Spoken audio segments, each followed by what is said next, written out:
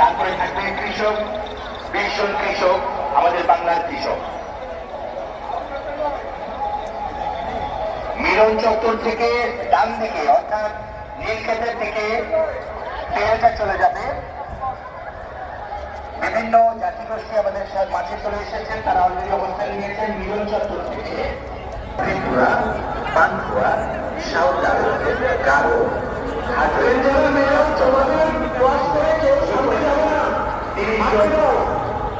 লাঠি খেলোয়াড়, যারা লাঠি খেলবে এরপরে যারা আপনারা এই শোভাযাত্রায় অংশগ্রহণ করতে চাচ্ছেন তাদের অবস্থান থাকবে।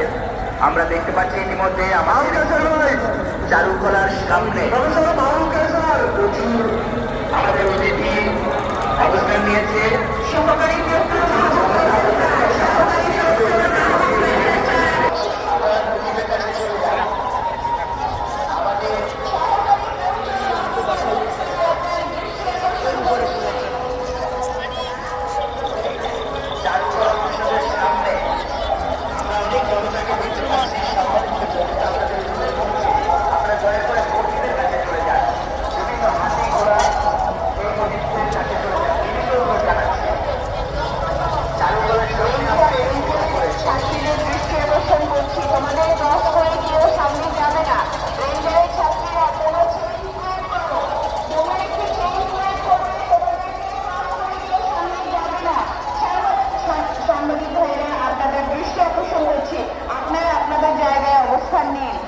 সাংবাদিক ভাইরা আপনাদের দৃষ্টি আকর্ষণ করছি, আপনারা আপনাদের জায়গায় অবস্থান নিন। আপনাদের সহযোগিতা আমাদের একান্ত কাম্য।